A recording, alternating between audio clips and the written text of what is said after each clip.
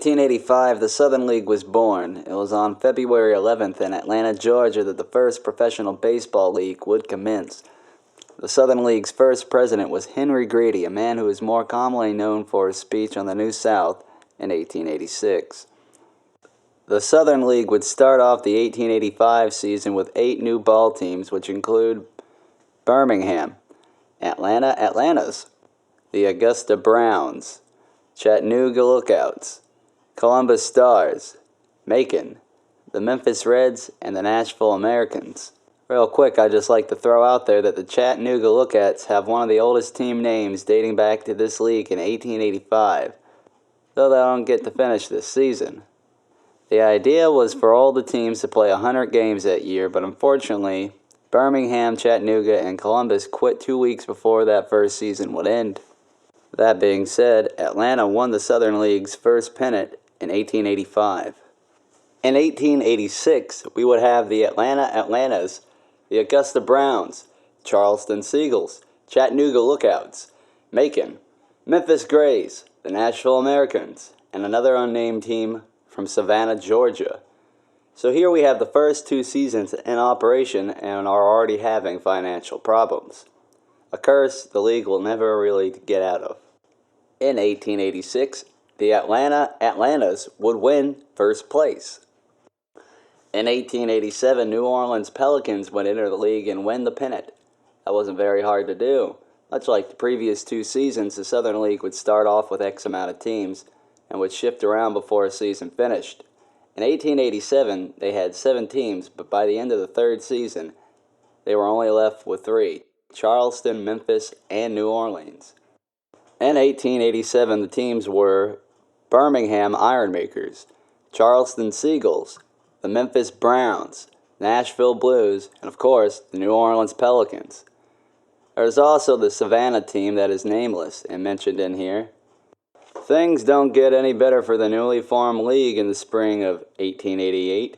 At this point, only 4 teams appear to be playing the Southern League: the Birmingham Maroons, the Charleston Seagulls, New Orleans Pelicans, and the Memphis Grays. In 1888, the Birmingham Maroons will take first place. A winning record of 32 and only losing 19 that year. That year, the season was cut by the mid of July. The Southern League would attempt to roster another 4-team league in 1889, and within the first 2 weeks attempted to add 3 new teams. In 1889, you would have Atlanta, Birmingham, Charleston, Chattanooga, Memphis, Mobile, and the New Orleans Pelicans. New Orleans is the only team listed with a name besides the city in 1889. In 1889, Atlanta and Charleston were the same team. Birmingham and Mobile were the same team. The league would fold by mid-season, naming New Orleans the winner. They got 46 wins and only suffered 3 losses. In 1889, 3 teams were added in the middle of the season, though it really wouldn't matter for the 1890 or 1891 seasons, for they were inoperational. In 1892, the Southern League was back with 9 teams ready to play ball in spring. The Atlanta Firecrackers, the Birmingham Grays, the Chattanooga Chats, Macon Central City, the Memphis Giants, Mobile Blackbirds, the Montgomery Lambs, and of course the New Orleans Pelicans are back up at the batter's box. The Birmingham Grays win this year with a total of 73 wins and 50 losses. That's a good sign for the league. They're at least playing over 100 games. 1893 brought forth the same luck the league had always found herself in. The league was huge in the start of 1893. There were 12 teams rostered. The Atlanta Windjammers, the Augusta Electricians, Charleston Seagulls, Chattanooga Warriors, Macon Central City, and Macon Hornets, Memphis Fever Gems, Mobile Blackbirds, Montgomery Colts, Nashville Tigers, New Orleans Pelicans, Pensacola, and Savannah Electrics also joined that year. It was a strange year even for the Southern League. Due to money problems, the Birmingham team was transferred to Pensacola, where they got yellow fever and were not allowed to play any teams in the league. In the year of 1893, there were 2 different winners due to poor scheduling. For the first half of the season, Augusta was to be known as the winner, and for the latter part, Macon Central City / the Macon Hornets were to be known as the winner. Granted the fact it's a new game and a new league, I couldn't imagine trying to be a fan during this time period. That was the case for the Southern League in 1894. Fans were getting fed up with the disorganization of the league. Seasons kept being cut short and fan-favorite players kept being sold to ease financial woes of team owners. Some teams in 1894 season refused to play out the year due to these financial concerns. Attendance lacking left the league no choice but to fold that year. It would crown Memphis the pennant solely based off them having the best crowd. In 1894, you would see the Atlanta Atlantas, Charleston Seagulls, Macon Hornets, Memphis Giants, Mobile Bluebirds, Nashville Tigers, and the New Orleans Pelicans. Though only Nashville, Mobile, New Orleans, and Memphis played the second half of the 1894 season. 1895 brought forth change to the Southern League.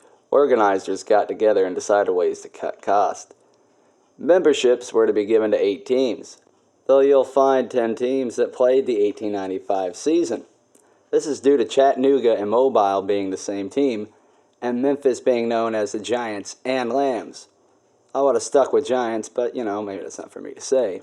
A membership fee was the Southern League's way of trying to get teams to stop dropping out in the middle of the season. Each team would pay $1,000 deposit to help ensure they wouldn't do this during a season. This would cause cut to player salaries and only further divide between players and organizers of the league. 1895's year had the Atlanta Crackers, Chattanooga Warriors / Mobile Bluebirds, the Evansville Blackbirds, the Little Rock Travelers, the Memphis Lambs / Giants, Giant Lambs, New Orleans Pelicans, and the Nashville Seraphs. The Little Rock Travelers are actually the reason I started looking into all this, so let's get into Little Rock's team.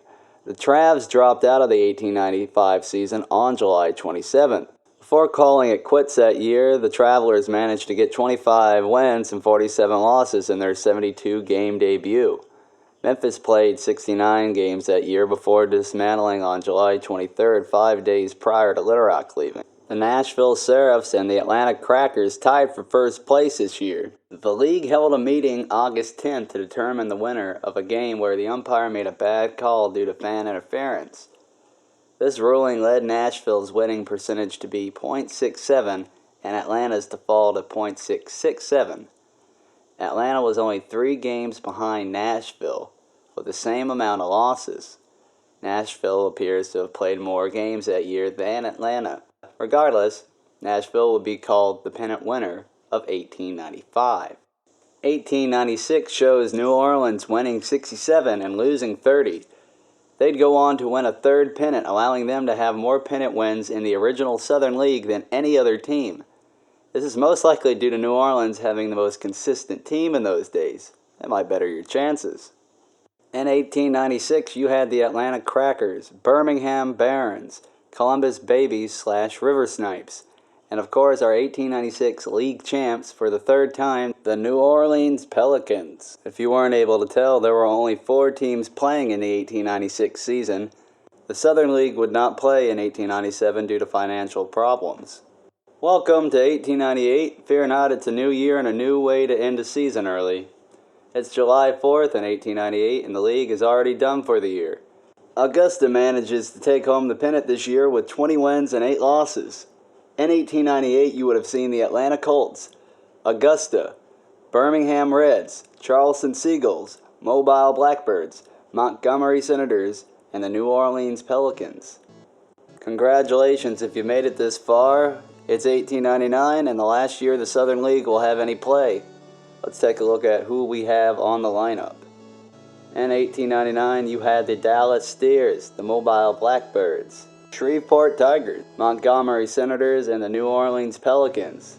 The Pelicans are the only team that managed to stay in operation for the final year of the Southern League. The Southern League's last year would only make it to May 1st. The first place pennant would be awarded to the Mobile Blackbirds with a record of 23 wins and 16 losses. In 1899, the Dallas Steers and Montgomery Senators were the same team. It would take a few years before the South would form a new league. The new league would be known as the Southern Association. But we'll get on to more about that in our next video. And of course, if I missed anything or just flat out got something wrong, be sure and drop a comment. This is more for learning and all that. So hope you all have a good one and you found this video informative. And what else have you? Play ball!